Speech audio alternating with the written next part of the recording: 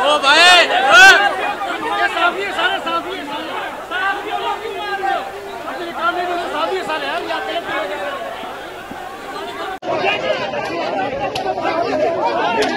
भाई भाई भाई कैमरा मैन है भाई KTN का कैमरा मैन है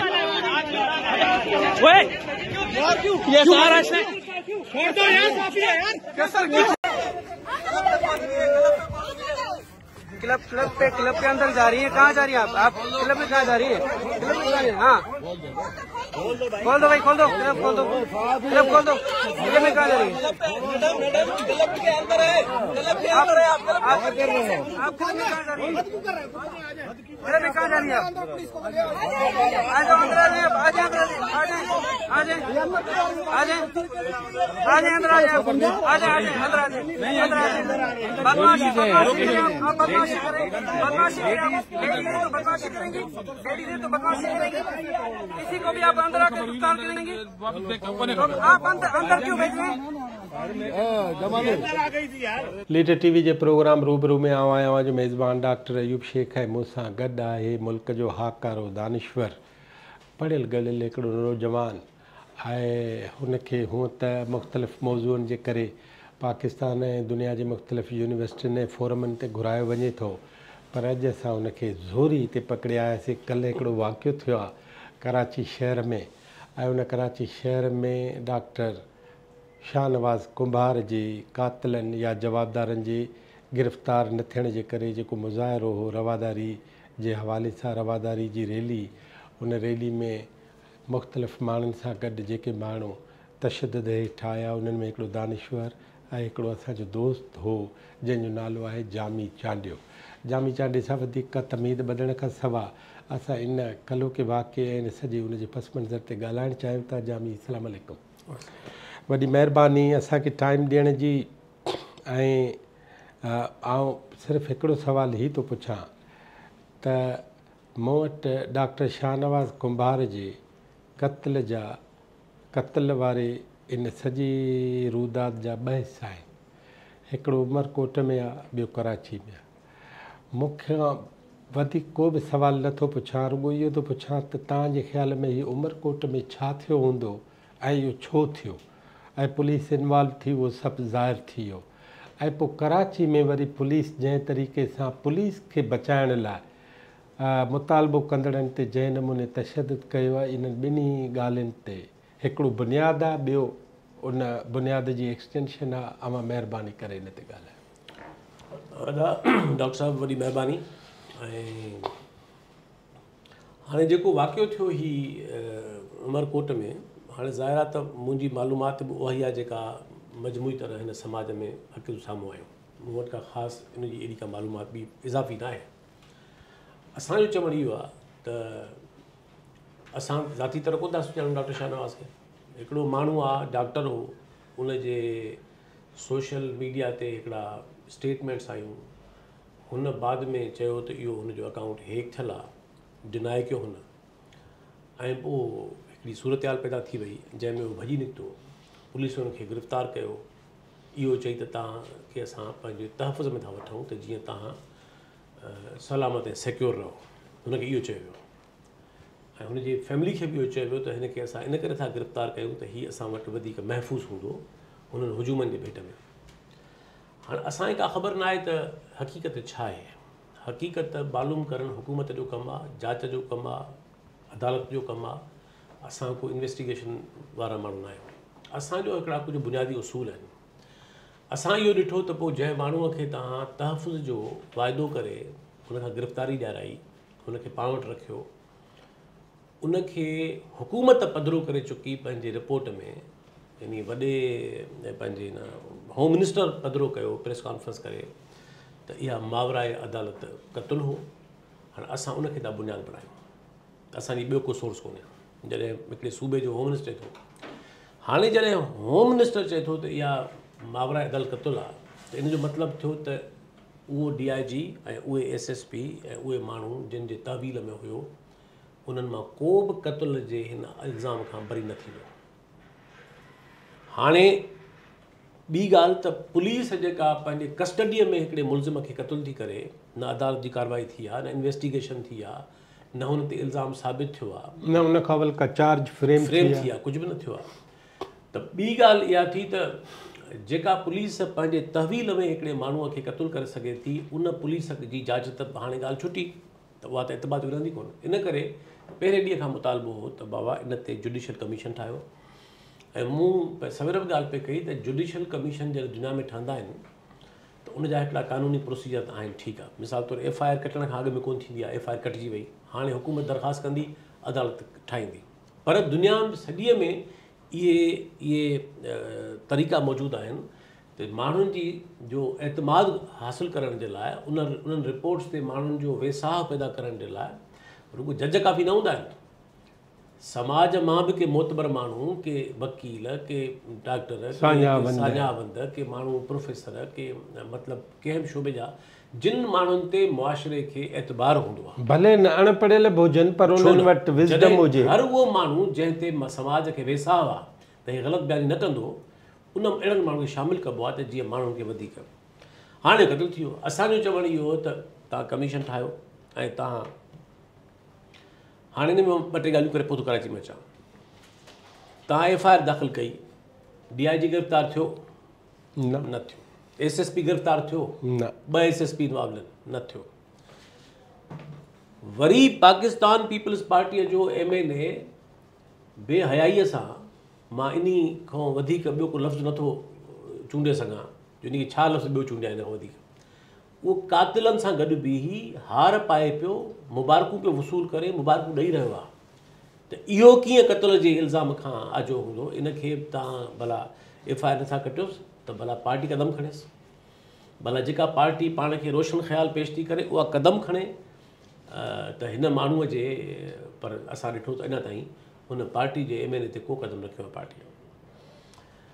ऐं मां हिकिड़ी आख़िरी ॻाल्हि करे पोइ थो अचां कराची वारे कलोके वाक़े ते, त हिन मुल्क में जेका मज़हबी इंतिहा पसंदी वधी आहे ऐं वधाई वई आहे, उन में ज़ाहिर आहे त इहा हिकिड़ी कॉम्प्लेक्स रियलिटी आहे, उन में तमामु घणा सबब कार फरमा आहिनि, पर उन में हिकु सबबु इहो बि आहे ॿियनि सबबनि सां गॾोगॾु त कातिल आम तौर ते गिरफ़्तार नथा थियनि। इहो माना मुश्तरक कामन। हे जड़ावाला में बस्ती साड़ियूं असां ॾिसी आयासीं, पाण फुटेज मौजूदु आहे, उन्हनि कातिलनि जी, उन्हनि हमलो कंदड़नि जी हुजूम जी फुटेज मौजूदु आहे, हिक खे बि सज़ा न आई। पंजाब में त रोज़ वाक़िया थियनि था, कंहिंखे बि सज़ा नथी मिले। जॾहिं कातिलनि खे ऐं इंतिहा पसंद खे पक थी वञे त हू मज़हब जो नालो इस्तेमालु करे को बि जुर्म कंदा, को बि कानून टोड़ींदा ऐं क़त्ल कंदा ऐं माण्हुनि खे हैरेस कंदा ऐं उन ते कुझु बि न थींदो, पोइ माण्हू छो न कंदा? इहो हथु वठी उन्हनि खे ताक़तवर करण जी तदबीर आहे। पोइ हाणे शौरी आहे या नतीजे में आहे, पर नतीजो इहो ई आहे। असां इहो ई पिया चयो त बाबा असां हाणे बि चवां थो मां तव्हांजे हिन खां, हे मज़हबी जेके इंतिहा पसंद आहिनि उहे कूड़ियूं प्रोपेगंडाऊं हलाइनि था। असां चऊं था नबी साईं जो एहतराम सभिनी ते वाजिबु आहे, सभिनी पैगंबरनि जो एहतराम सभिनी ते वाजिबु आहे। असां उन माण्हूअ खे तरक़ी पसंदि ऐं संजीदा ऐं रोशन ख़्याल माण्हू सम्झी सघूं ई नथा जेको पैगंबरनि जो मज़हबनि जो एहतराम नथो करे। हा, इख़्तिलाफ़ करे सघिजे थो, असां बि कंदा आहियूं, इल्मी अंदाज़ सां कबो, फ़िक्री अंदाज़ सां कबो, पर तौहीन बि शइ आहे, तौहीन जी का बि। ऐं मां गॾोगॾु इहा बि ॻाल्हि चवां थो, अॼु मूं पंहिंजी रखी आहे गुफ़्तगू में, त उहे माण्हू जेके चवनि था त असांखे नामूस रिसालत जे करे था इहो सभु कुझु कयूं, पंजाब में तव्हां ॾिसो त पोइ ईसा अलैहिस्सलाम पैगंबर न आहे, बाइबल ख़ुदा जो किताबु न आहे, ऐं इस्लाम जो त बुनियादी उसूल इहो आहे त जेको ॿियनि नबियुनि खे नथो मञे ऐं ॿियनि मज़हबनि जो एतिराम नथो करे उहो मुस्लमान ई न आहे, न उहो पंहिंजे मज़हब नाले सां ई सलामती आहे। त तव्हां वञी उहे चर्च साड़ियो था, तव्हां मंदर साड़ियो था, तव्हां उते वञी बाइबल खे साड़ियो था, तव्हां ईसा अलैहिस्सलाम जा फ़ोटू मां पाण ॾिसी आयुसि लताड़ियो था, साड़ियो था। इहा बेहुरमती न आहे। इन करे असां चऊं था त इहा बेहुरमती नाजाइज़ आहे, को बि माण्हू इन खे सपोर्ट न कंदो। पर ही कहिड़ो हिकिड़ा जुनूनी टोला पैदा थिया आहिनि जेके इश्क जे नाले में, इश्क त मुहबत सेखारींदो, इश्क त तव्हांखे नरम दिलि कंदो, इश्क त तव्हांखे लताफ़त आणींदो, इश्क त तव्हांखे नओं इंसानु ठाहींदो। दुनिया में सूफ़िन जो सूफ़िन जे मां फ़िक्र जो हामी न आहियां, पर सूफ़िन जो कमाल ई इश्क में आहे। छो था हू एॾा फितरत पसंदि आहिनि, ज़िंदगी पसंदि आहिनि ऐं इंसान दोस्त आहिनि? छो त हू इश्क में जेको इश्क जे कैफ़ियत में हूंदो उन जे लाइ त का बि नफ़रत जी गुंजाइश न हूंदी। हे कहिड़े क़िस्म जो इश्क आहे जो तव्हां इश्क जे नाले में सॼो ॾींहुं था ॻोल्हींदा वठो त कंहिंखे मारियो, कंहिंजूं बस्तियूं साड़ियो, कंहिंजा घर जलायो, कंहिं ते? इन करे जेकॾहिं को माण्हू को ग़लति कमु करे थो त आइन जो तरीक़ेकार आहे, अदालतूं मौजूदु आहिनि, कानून मौजूदु आहे। जेतोणीकि असां इहो बि चऊं था त उहो जेको आइन में शिक आहे उनखे इम्प्रूव करण जी ज़रूरत आहे। त जेकॾहिं को माण्हू उनखे मिसयूज़ थो करे बदनियती सां, जेको रोज़ु कनि था माण्हू, त उन्हनि खे बि ओतिरी सज़ा मिले जेतिरी तौहीन कंदड़ खे मिले थी ऐं उनखे तव्हां कयो। पर जेसि ताईं थिए इहा सॼी सूरत हाल हुई जंहिं ते असां सिंध जो माण्हू छो एतिरो हसास थी साम्हूं आयो। उनजो सबबु आहे त तव्हां पंजाब खे पहिरीं इन बाहि में साड़े चुका आहियो, तव्हां ख़ैबर पख्तूनख्वा खे इन बाहि में साड़े चुका आहियो, नस्ल साड़े चुका आहियो 50 सालनि खां। तव्हां बलूचिस्तान में इहा बाहि खणी विया आहियो, तव्हां सराइकी वसेब खे जेको ख़्वाजा ग़ुलाम फ़रीद जो देसु आहे उन वसेब में तव्हां वञी त ॾिसो, मां रोज़ थो वञा, उते जेका मज़हबी इंतिहा पसंदी जो ॼार विछायो आहे तव्हां तसवुरु नथा करे सघो। असां ॾिसूं पिया हे सिंध जो बाशऊर माण्हू छो न ते उथी बीठो आहे, छो त उहो पंहिंजे घर खे बचाइणु चाहे थो। उहो पंहिंजे हिन हज़ारे सालनि जे हिन रवादारी जे मर्कज़ वसेब ऐं वतन खे इन बाहि खां बचाइणु चाहे थो ऐं इन बाहि में बचाइणु सभिनी खे चाहे थो। मज़हबी माण्हू खे बि बचाइणु चाहे थो ऐं जेके माण्हू ॿियनि मज़हबनि जा आहिनि उनखे बचाइणु चाहे थो ऐं जिन जा ख़्याल मज़हबी न आहिनि उन्हनि जो बि समाज में ओतिरो हक़ु आहे। त जेकॾहिं ही तरीक़ेकार शुरू थी वेंदो त रियासतूं नाअहल हूंदियूं या सरपरस्ती कंदियूं, हुकूमतूं नाअहल हूंदियूं ऐं हे जेके हुजूम आहिनि बेलगाम पिया माण्हुनि खे मारींदा, पोइ हिते सलामत केरु रहंदो? ऐं छा तव्हांजे ख़्याल में जेकॾहिं रेडिकल सोच ऐं इहा वायोलेंट रेडिकलाइज़ेशन तव्हां वटि ॿियनि वटि कोन हूंदी, छा ॿियनि कुवतुनि वटि कोन हूंदी? पोइ जे हिन समाज में हर को पाण तय करणु लॻंदो इहो, त पोइ हे समाज किथे वञी बीहंदो? इन सॼे हसासियत खे साम्हूं रखे सिंध जो शऊर उथी बीठो, जंहिंमें सिंध जूं सियासी पार्टियूं बि आहिनि, सिंध जा वकील बि आहिनि, अदीब बि आहिनि, कलमकार बि आहिनि। सा हर बाशऊर माण्हू जेको जंहिं हर माण्हूअ खे इहो पंहिंजो थो मसइलो लॻे त असांजे समाज खे ईअं बाहि में असां विझणु कोन ॾींदासीं जीअं तव्हां पंजाब खे साड़ियो आहे, जीअं तव्हां ख़ैबर पख्तूनख्वा साड़ियो आहे, जीअं बलूचिस्तान सड़े पियो, सिंध खे असां बचाईंदासीं। ऐं हाणे इहा सॼी सूरत हाल ई जंहिं ते मुसलसल एहतिजाज थिया आहिनि। कल्ह जेको एहतिजाज हो जंहिंमें तव्हां सभु दोस्त सभु शामिलु हुयो, भला उन जे पुरअमन हुजण जो ॿियो कहिड़ो सबूत हुजे त भला मुंहिंजे अखियुनि आॾो मुंहिंजी धीउ खे खणी पिया वञनि ॾियो, पोइ छा पोइ छा उन पुलिस वारे खे मूं चंबो हयो वञी या ॿिए कंहिं चंबो हयो? तव्हांजी बि धीउ हुई, ॿियूं धीअरूं हुयूं, ॿियूं न्याणियूं सभु हुयूं। मतिलबु इन खां वधीक जज़्बाती माहौल छा हूंदो आहे? पर हिकिड़े बि माण्हूअ उन कल बख़्शल थले खे जंहिं अंदाज़ सां तशद्दुद, मां विच में थो ॻाल्हायां त कंहिं वटि लठ बि न, कुझु बि न हो, पथर बि न, बख़्शल थले खे जीअं तव्हां असांजे कामेड खे दोस्त खे जीअं तव्हां लठियूं टोड़ियूं उनजे मथां, छा उनजी घरवारी बीठी, उनजी नुंहुं बीठी, उनजा ॿार बीठा, असां उनजा ॿाहिरि बीठासीं, छा उन्हनि मां कंहिं उन्हनि पुलिस वारे जेके लठियूं टोड़े रहिया कंहिं खे चंबो हयो? छो त असांजो वड़ न आहे इहो। असां पंहिंजे कल किरदार सां सभिनी साबित कयो। HRCP जो जेको असांजो दोस्त ख़िज़र हो, इनखे जेतिरो हिननि मारियो, जेतिरो अवामी वर्कर्स पार्टी जे माण्हुनि खे मारियो, जेतिरो सैफ समय जे जहिड़े पुरअमन आर्टिस्ट सां विढ़िया, उहा असांजी न्याणी आहे डॉक्टर सोरठ, हिकिड़ी क़ाबिल लाइक़ु डॉक्टर आहे जेका FCPS आहे ऐं उनजी भेण सां गॾु हुई। उनखे जीअं तव्हां खंभे मुजरिमनि वांगुरु विधो, मोबाइल में हुयूं बजड़ियूं ऐं 144 जी भञकड़ी न आहे। त हाणे इन मां त असांजो एहतिजाज कल्ह पुरअमन हो, हिकिड़े बि माण्हूअ को सबूत न ॾिनो त को वायलेंट हो। हाणे अचो था त अॼु हुकूमत चयो आहे त इहो माफ़ी था वठूं ऐं मूंसां बि CM साहब ॻाल्हायो सुबुह, मूंखे कॉल कयईं कि माफ़ी थो वठां, रोमासा खां माफ़ी थो वठां, मुंहिंजी भाइटी आहे इहो। ज़ाहिर आहे माण्हू हुनजे मुट में उनखे, पर मां तव्हांजे तवसुत सां इहा ॻाल्हि वरी थो साम्हूं आणियां त हिकु पासे हुकूमत माफ़ी थी वठे, ठीकु आहे, ग़लति कम थींदा आहिनि, थी वेंदा आहिनि ऐं ज़ाहिर आहे उहे थी वियल मुजरिमाना कम वापसि त कोन था थी सघनि। हाणे वॾा एक्शन खणो, हाणे पंहिंजे अमल सां साबित कयो त तव्हांजी माफ़ी ज़ाहिर आहे सिंध जो माण्हू अहिड़ो त न आहे ग़ैर रवादार जो माफ़ीअ जो दर बंदि करे छॾे, पर माफ़ी हिकिड़े पासे घुरो था, ॿिए पासे FIR कढियो था उन्हनि माण्हुनि ते।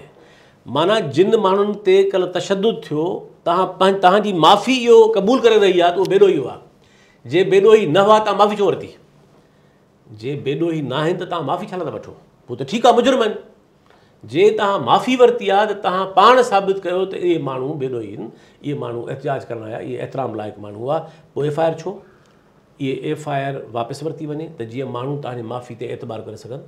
हाणे FIR जे हूंदे तव्हांजी माफ़ी जी कहिड़ी लफ़्ज़ जी अहमियत आहे, वुक़त आहे। अचूं आख़िरी ॻाल्हि ते, रुॻो लठियुनि जी मज़म्मत असां त सॼी उमिरि हिन समाज लाइ गुज़ारी आहे, असांखे लठियूं असांखे इनाम थियूं लॻनि, असांखे इन्हनि मां कोई असांजे चहिरे ते कोई परेशानी जी ॻाल्हि, छो त असां इहो सम्झूं था त इहो असांजे जिदोजहदुनि में असांजो ज़ाहिर आहे, इनखे असां धकनि खे इनाम सम्झूं था, असांखे का परवाह न आहे। इन जी मज़म्मत करण बि मां पंहिंजी तोईंदो सम्झां। तव्हांखे जेको करिणो तव्हां कयो, असांखे जेको करिणो आहे असां कयो। हाणे अचो कम जी ॻाल्हि ते, हे त तव्हांजो कमु कुदो अमल हुयो, उहो इहो आहे त जेके मुतालबा खणी हे अमन मार्च आयो हो, असुलु अचो उन ॻाल्हि ते, ईअं न थिए त हीअ मुज़म्मतुनि में किसो वरी त गुम थी वञे। हे एहतिजाज मुज़म्मतूं कराइण कोन आयो रुॻो, हे एहतिजाज पंहिंजा के मुतालबा खणी आयो। उहे मुतालबा कहिड़ा हुआ? इहे ई हुआ न त जिन ते FIR कटी आहे उन्हनि खे गिरफ़्तार कयो, जेको तव्हांजे पार्टी जो MNA आहे जेको हार पाए बीठो आहे उन ते क़दम खणो, ऐं जुडिशल कमीशन ठाहियो। मतिलबु त हिन मामले खे मिसाल बणायो, हिनखे उकलाए ॾियो, हिनखे मंतक़ी अंजाम ताईं खणी वञो त सुभाणे जा जेके हुजूम आहिनि उहे प्रिवेंट करे सघजनि, सुभाणे जा क़तल रोके सघजनि। हिन समाज खे जेको हे यरगमाल करण जा जेके हुजूम आहिनि इन्हनि खे लगाम ॾेई सघिजे कानून सां ऐं हिकिड़े कानूनी तरीक़े सां।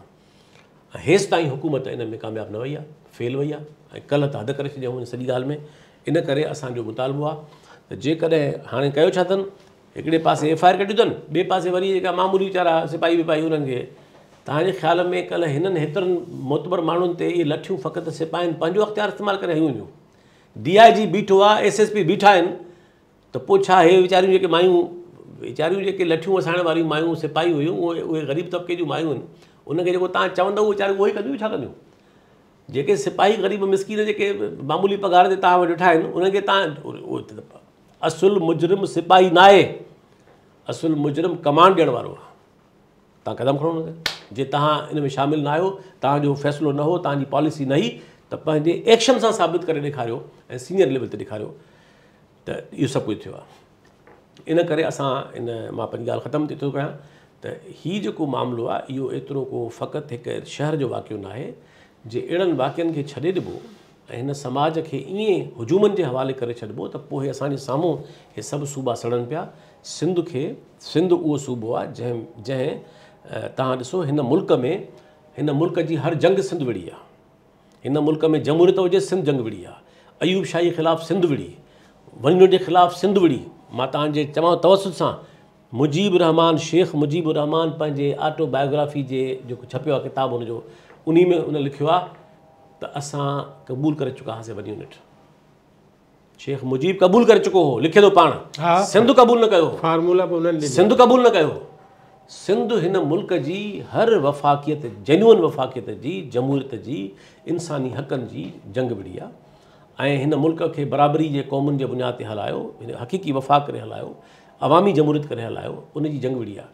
त हीअ इंतिहा पसंदी जेका आहे उहा ज़ाहिर आहे त इहा जंग बि हिन समाज जी जंग आहे ऐं उहा सिंध जो शऊर पंहिंजे पुरअमन जमहूरी अंदाज़ सां, पंहिंजे जमहूरी अख़लाक सां ऐं पंहिंजे फ़िक्री अख़लाक सां ऐं पंहिंजे तदब्बुर सां ऐं पंहिंजे हिकिड़े अवामी ॿधीअ सां हिनखे मोह ॾींदो ऐं ॾियण जी सलाहियत रखे थो। इन करे मां बार बार चवां थो बाबा ही मज़हबी ऐं ग़ैर मज़हबी माण्हुनि जो मामिलो न आहे, हीअ जंग असांजे अक्सरती मज़हबी माण्हुनि जी बि जंग आहे जेके पुरअमन शरीफ़ माण्हू आहिनि। असां तव्हांजे घरनि में केरु था रहनि, असांजा मिट माइट केरु आहिनि, सभु मज़हबी माण्हू आहिनि न। इन करे हीउ सॼो समाज अक्सरती तरह मज़हबी, उहे सभु भला माण्हू उहे त, इन करे हिन मुल्क जे अक्सरती मज़हबी माण्हुनि जो त सभ खां वधीक फ़र्ज़ु आहे त पंहिंजे दीन खे, पंहिंजे दीन जे हुरमत खे ऐं नबी साईं खे दुनिया जे लाइ रहमत करे पेश कयो वियो ऐं तव्हां मज़हब जे नाले में इहो सभु कुझु करे तव्हां दुनिया खे हैरेस कंदो। त इन करे मां सम्झां थो त हीउ सिंध जो जेको शऊर आहे उहो फ़क़ति को हिकु वाक़े ते न उथी बीठो आहे, इन जी अलामती हैसियत आहे। इन खां अॻु में बि जॾहिं वाक़िया थिया, बूरो भील थियो, सॼी सिंध चयो मां भील आहियां। सिंध में सैयद चई रहिया असां भील आहियूं, हर ज़ात वारो माण्हू चई रहियो इहो सिंध जो शऊर आहे। जॾहिं लाड़काणे में धर्मशाला खे साड़ियऊं, सॼी सिंध उथी बीठी ऐं उन चयो त हीअ असांजो घरु आहे। सिंध ई त बचो अथव हिन मुल्क में उहो सूबो जंहिंमें अञा ताईं इहा फज़ीलत मौजूदु आहे, अञा ताईं माण्हुनि वटि उहो ज़र्फ़ ऐं शऊर मौजूदु आहे जेको सभिनी मज़हबनि जे पोइलगनि जो गॾियल एतिराम खे यकीनी बणाइणु चाहे थो ऐं सभिनी खे सलामती सां रहण जी हिकिड़ो माहौल ॾियणु चाहे थो। जमी आख़िरी सुवाल थो पुछां, नंढड़ो आहे पर आहे तमामु वॾो, पॉलिटिकल पार्टियूं किथे आहिनि? इहो वॾो नंढड़ो सुवालु न आहे, वॾो सुवालु आहे। इन जो जवाबु बि वॾो थींदो ऐं सुवालु वॾो आहे, पर मुख़्तसिर करे ॿिए वेरे पूरी वेह कंदासूं।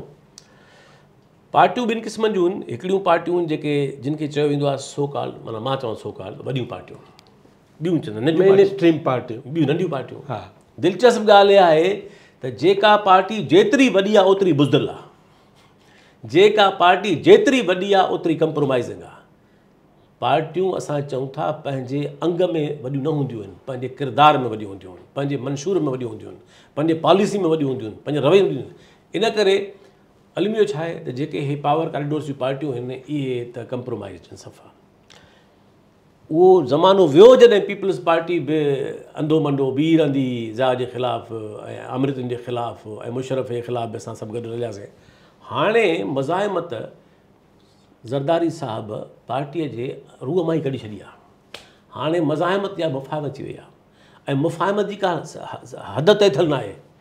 त पोइ जेके पार्टियूं हर ॻाल्हि में मुफ़ाहिमत, त इन करे मां सम्झां थो हिकिड़ियूं पार्टियूं उहे वरी अचो तरक़ी पसंदि ऐं वतन दोस्त ऐं नेशनल्स जमातुनि जे, त उन ते बि असांखे ॻाल्हाइणु खपे तफ़सील सां ऐं तर्जो करणु खपे त उहे पंहिंजी घुरिबल सघ छो न पियूं हासिलु करे सघनि, या उन्हनि वक़्त सां गॾु वधीक सघारो थियण जे बजाए पंहिंजी अॻूणी सघ छो विञाई आहे।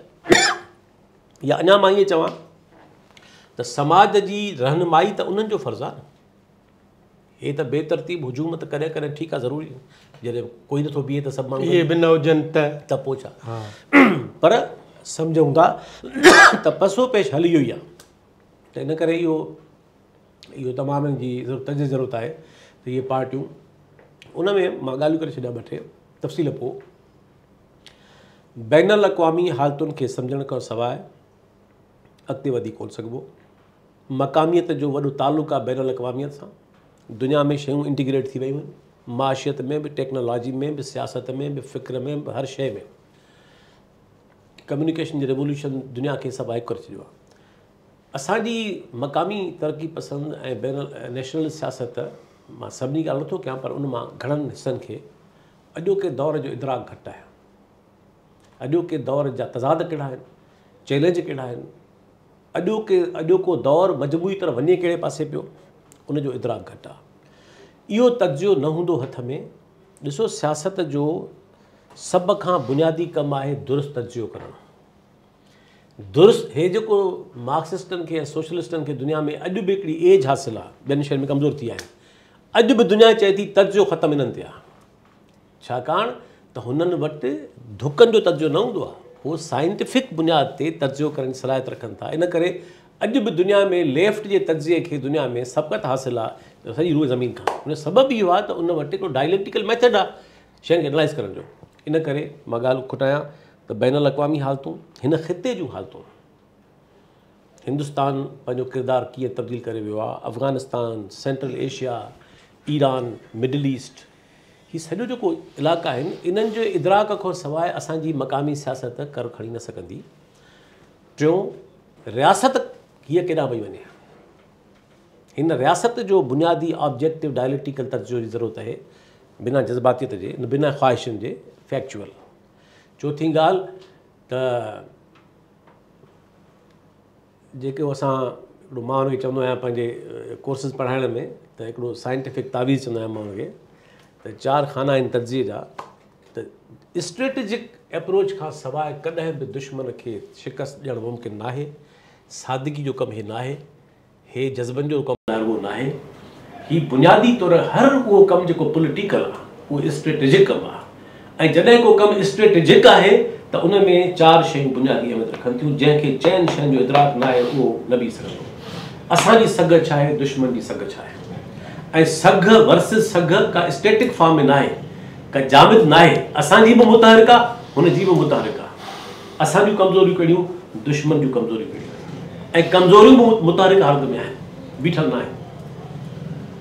असांखे कहिड़ा मौक़िया आहिनि अॻिते वधण जा, अॻु बढ़ाइण जा, छाल ॾियण जा, ऐं दुश्मन खे कहिड़ा मौक़िया आहिनि असां ते वधीक कब्ज़े करण जा, ऐं असांखे कहिड़ा ख़तरा दरपेश आहिनि जेन्युइन, ऐं दुश्मन कहिड़नि ख़तरनि जे घेरे में आहे। इन डायलेक्टिकल एनालिसिस खां सवाइ सियासत अॻिते नथी वञी सघे। त मां सम्झां थो त जेकॾहिं इन बुनियादनि ते असांजी सियासत वक़्तु न वियो, महिनत करण वारा माण्हू बि आहिनि, कमिटेड माण्हू बि आहिनि, डेडिकेटेड माण्हू बि आहिनि, शाबस्तनि वरी बि हर ॻाल्हि में बीहनि था, पर इहो नाकाफ़ी आहे। हिन समाज खे वधीक सघ जी ज़रूरत आहे, ऐं उहे हू तॾहिं हासिलु कंदा जॾहिं इहे बुनियादी फैक्टर उनखे साम्हूं हूंदा। नाज़रीन, ही हो जनाब जामी चांडियो साहब जंहिं शाहनवाज़ कुंबर साहब जे क़त्ल ते ऐं उन खां पोइ जे हालतुनि ते ॻाल्हि ॿोल कई आहे। ऐं असां अॼु ही सॼो रूबरू प्रोग्राम मुख़्तसिर इन करे रखियो आहे, जीअं जामी वाइदो कयो आहे त पाकिस्तान जी पॉलिटिक्स ते, पॉलिटिकल पार्टियुनि ते, ऐं उन्हनि जी सॼी हैयत ते, ख़ुदि आलमी हालतुनि ते, ऐं आलमी जेके नज़रियाती तब्दीलियूं अचनि थियूं, आलमी जेके टेक्नोलॉजी जा असर पिया आहिनि, उन्हनि सभिनी ते तजज़ियो ऐं जाइज़े लाइ हिकिड़ी सैर हासिल गुफ़्तगू ईंदड़ दफ़े हुन वाइदो कयो आहे असां सां कंदो। फ़िलहालु हेसि ताईं बंदि था कयूं हिन प्रोग्राम खे। जामी अव्हांजी वॾी महिरबानी। ऐं नाज़रीन, असांजे हिन प्रोग्राम खे ॾिसी वरी ॿियनि खे ॿुधाइजो, ऐं तव्हांखे जेके बि माण्हू जामीअ खां नंढा, जामीअ खां वॾा मिलनि, उहे असांजे मंच ते आणिजो। ही नौजवाननि जो पीउ आहे जनाब जामी चांडियो, इन करे जवां साल जामी चांडियो जेको आहे उर्दू में जवां साल उन में अची थो हली वेंदो। जामी तव्हांजी वॾी महिरबानी। ऐं नाज़रीन, हिते इजाज़त था वठूं। वॾी महिरबानी।